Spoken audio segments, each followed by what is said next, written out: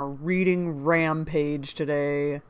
I'm reading Emma, and we're getting through it. I've never read it before, and I'm excited to see what happens. The movie can only tell you so much.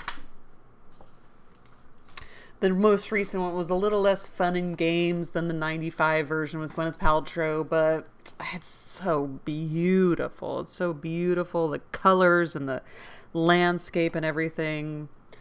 I am going to work after. I am going to work out after this. I'm going to work out after this. I am going to work out after this. I'm going to finish this chapter and then I'm going to work out.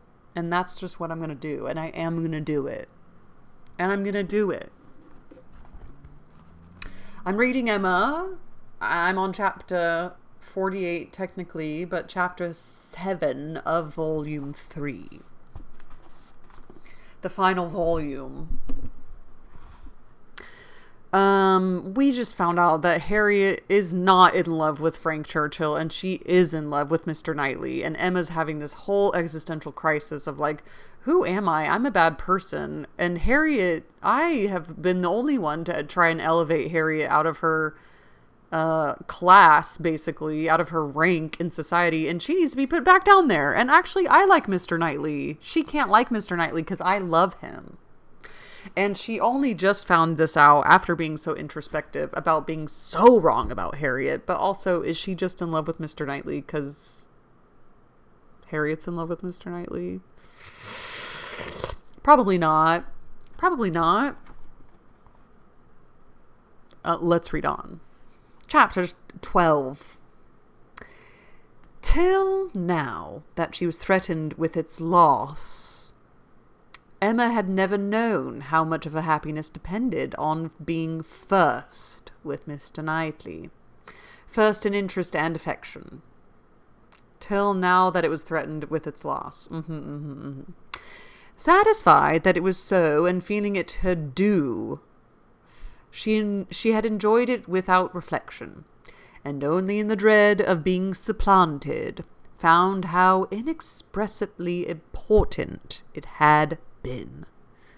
Long, very long, she felt she had been first, for, having no female connection of his own, there had been only Isabella whose claims could be compared with hers, and she had always known exactly how far he loved and esteemed Isabella. She had herself been first with him for many years past. She had not deserved it. She had often been negligent or perverse, slighting his advice or even wilfully opposing him, insensible of half his merits, and quarrelling with him because he would not acknowledge her false and insolent estimate of her own. But still, from family attachment and habit and thorough excellence of mind, he had loved her, and watched over her from a girl, with an endeavour to improve her, and an anxiety for her doing right, which no other creature had at all shared. In spite of all her faults, she knew she was dear to him.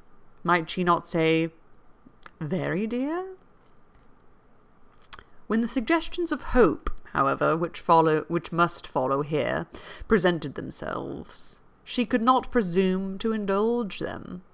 Harriet Smith might think herself not unworthy of being peculiarly, exclusively, passionately loved by Mr. Knightley. She could not. She could not flatter herself with any idea of blindness in his attachment to her. She had received a very recent proof of its impartiality. How shocked had he been by her behaviour to Miss Bates! How directly, how strongly he had expressed himself to her on the subject. Not too strongly for the offence, but far, far too strongly to issue from any feeling softer than upright justice and clear-sighted goodwill. She had no hope, nothing to deserve the name of hope. That he could have the sort of affection for herself which was now in question. But there was a hope, at times a slight one, at times much stronger, that Harriet might have deceived herself and be overrating his regard for her. Wish it she must for his sake, be the consequence nothing to herself, but his remaining single all his life. Could she be secure of that, indeed, of his never marrying at all? She believed she should be perfectly satisfied. Let him but continue the same Mr. Knightley to her, and her father the same Mr. Knightley to all the world. Let Donwell and Hartfield lose none of their precious intercourse of friendship and confidence, and her peace would be fully secured. Marriage, in fact, would not do for her. It would be incompatible with what she owed to her father, and with what she felt for him. Nothing should separate her from her father. She would not marry, even if she were asked by Mr. Knightley. That's interesting. It must be her ardent wish that Harriet might be disappointed, and she hoped that when able to see them together again, she might at least be able to ascertain what the chances for it were. She should see them henceforward with the closest observance, and wretchedly as she had hitherto misunderstood even those she was watching, she did not know how to admit that she could be blinded here. He was expected back every day. The power of observation would be soon given, frightfully soon it appeared, when her thoughts were in one course. In the meanwhile, she resolved against seeing Harriet. It would do neither of them good. It would do the subject no good to be talking of it farther. She was resolved not to be convinced as long as she could doubt, and yet had no authority for opposing Harriet's confidence. To talk would be only to irritate. She wrote to her, therefore, kindly but decisively, to beg that she would not at present come to Hartfield, acknowledging it to be her conviction that all farther confidential discussion of one topic had better be avoided, and hoping that if a few days were allowed to pass before they met again, except in the company of others, she objected only to a tete-a-tete. They might be able to act as if they had forgotten the conversation of yesterday. Harriet submitted and approved, and was grateful.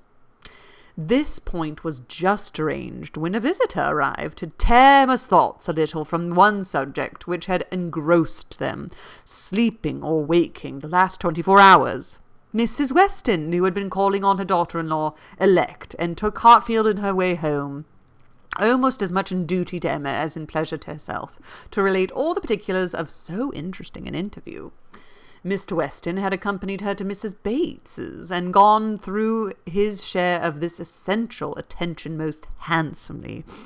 But she, having them induced Miss Fairfax to join her in an airing, was now returned with much more to say, and much more to say with satisfaction than a quarter of an hour spent with Mrs. Bates in Mrs. Bates's parlour, with all the encumbrance of awkward feelings, could have afforded.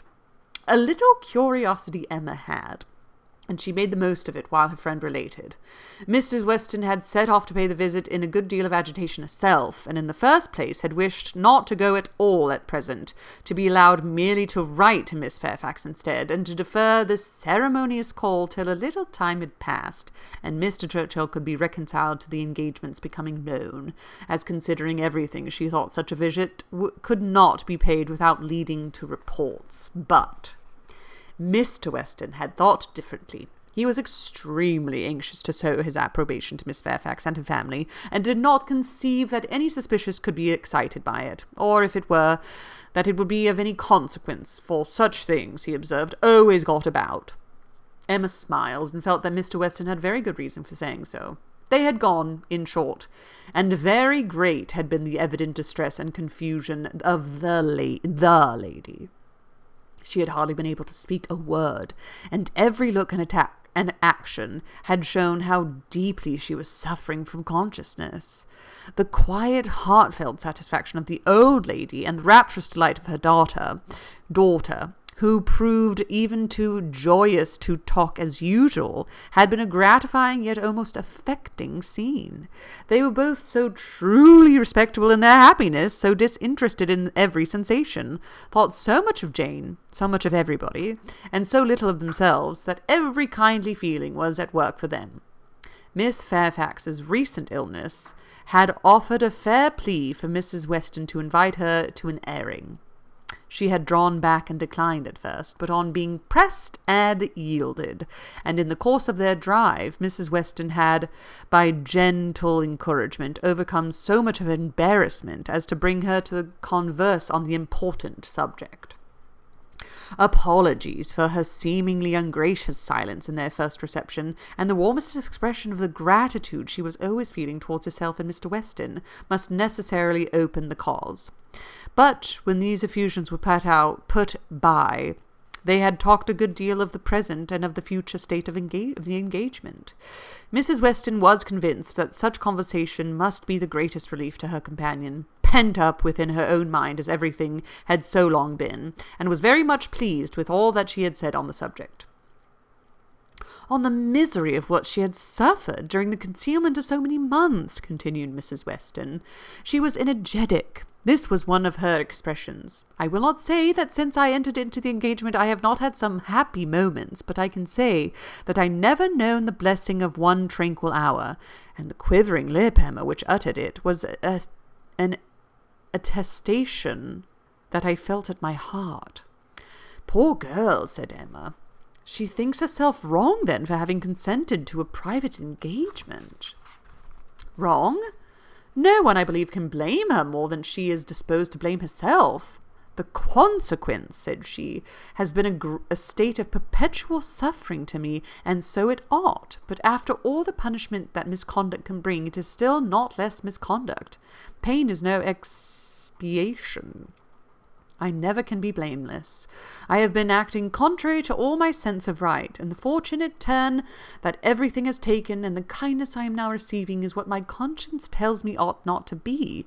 Do not imagine, madam, she continued, that I was taught wrong. Do not let any reflection fall on the principles or the care of the friends who brought me up. The error has been all my own. And I do assure you that, with all the excuse that present circumstances may appear to give, I shall yet dread making the story known to Colonel Campbell. Poor girl, said Emma again. She loves him then excessively, I suppose.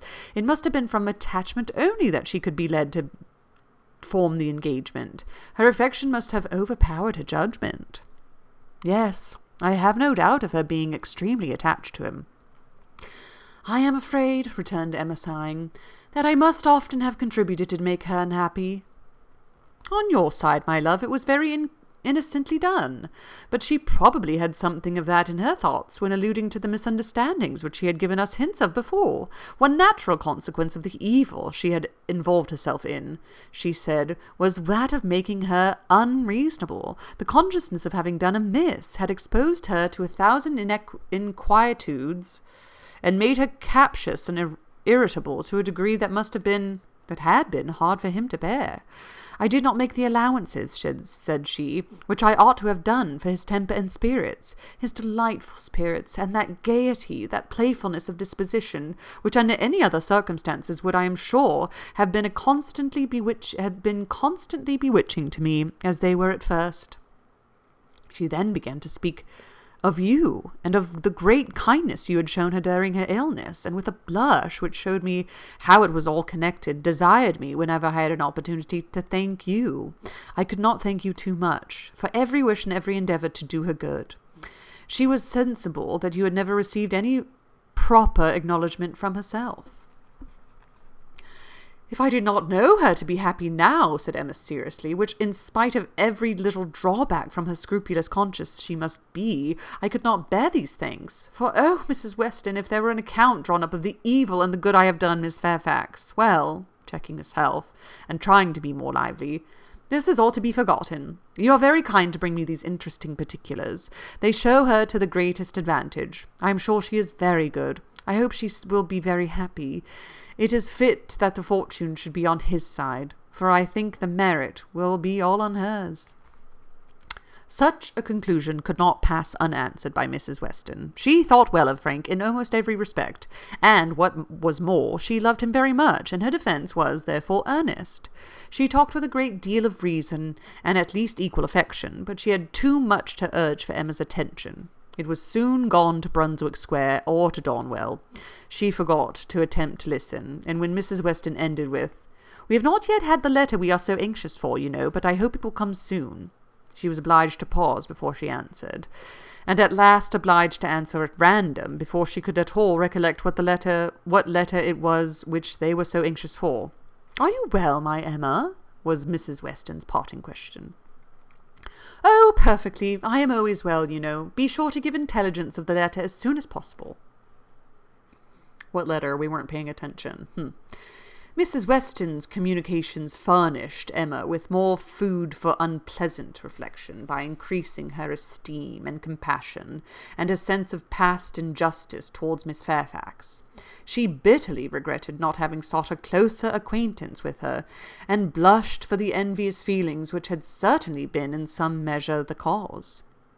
Had she followed Mr. Knightley's known wishes in paying that attention to Miss Fairfax which was every way due to her, had she tried to know her better, had she done her part towards intimacy, had she endeavoured to find a friend there instead of in Harriet Smith, she must, in all probability, have been spared from every pain which pressed on her now.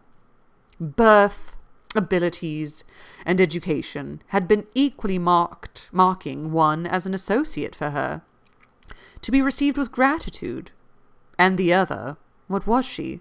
Supposing even that they had never become intimate friends, that she had never been admitted to Miss Fairfax's confidence on this important matter, which was most probable.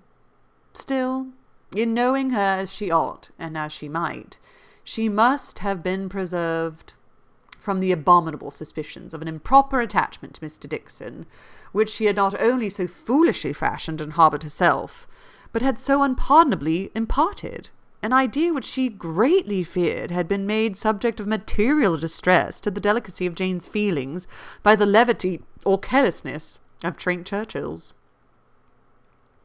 Of all the sources of evil surrounding the former, since her coming to Highbury, she was persuaded that she must herself have been the worst. She must have been a perpetual enemy. They never could have been all three together without her having stabbed Jane Fairfax's peace in 1,000 instances. And on Box Hill, perhaps, it had been the agony of a mind that would bear no more. No more. The evening of this day was very long and melancholy at Hartfield. The weather added what it could of gloom. A cold, stormy rain set in, and nothing of July appeared but in the trees and shrubs, which the wind was despoiling, and the length of the day, which only made such cruel sights the longer visible. The weather affected Mr. Woodhouse, and he could only be kept tolerably comfortable by almost ceaseless attention on his daughter's side, and by exertions which had never cost her half so much before. It reminded her of their first forlorn tete-a-tete on the evening of Mrs. Weston's wedding day. But Mr. Knightley had walked in then, soon after tea, and dissipated every melancholy fancy. Alas!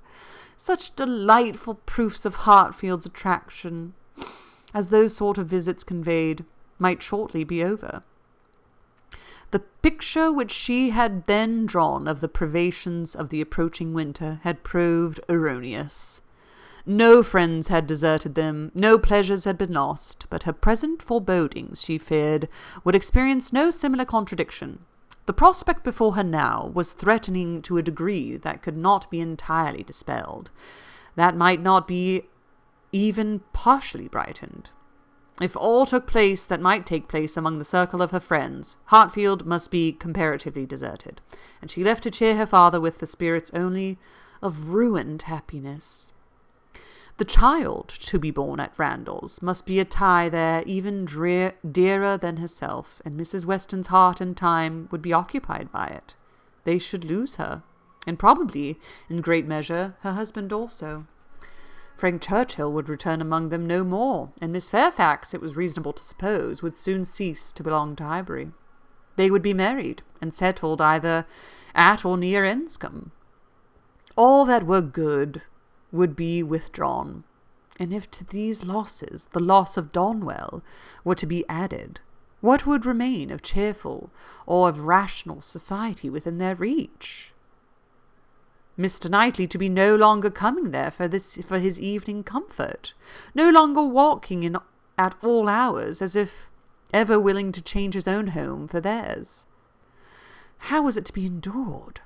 And if he were to be lost to them for Harriet's sake, if he were to be thought of hereafter as finding in Harriet's society all that he wanted, if Harriet were to be chosen, the first, the dearest, the friend, the wife to whom he looked for all the best blessings of existence, what could be increasing Emma's wretchedness but the reflection, never far distant from her mind, that it had been all her own work? When it came to such a pitch as this, she was not able to refrain from a start or a heavy sigh, or even from walking about the room for a few seconds, and the only source whence anything like consolation or composure could be drawn was in the resolution of her own better conduct, and the hope that, however inferior in spirit and gaiety might be following, and every future winter of her life to the past, it would yet find her more rational, more acquainted with herself, and leave her less to regret when it were gone. Woof-a-rooney indeed. Wow. You're so busy being a little busy bee that you don't realize that everything's going to change. And like all these people are going to go away. And you've basically been not your best self. She doesn't even know herself yet, right? She's just fancied herself a little rich little matchmaker. God, I'm so bad at quotes. I just want to remember the very first. What does it say? Emma Woodhouse, a strong, fast learner. A strong and fast learner. Handsome, clever, and rich, with a comfortable home and happy disposition. Had lived nearly 21 years in the world with very little to distress or vex her. This whole book is saying, and now is the time to be distressed and vexed. Woof-a-rooney. My brain was thinking that volume 3 had 50 or so chapters. But volume 3 has what? Technically I'm chapter 49 right now. And I think this has 55 chapters. Wow, so we are truly almost done. Okay, I was thinking something crazy.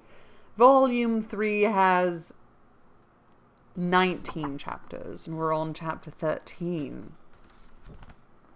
Wow. Well, happy reading to you all. Take care, and ta-ta.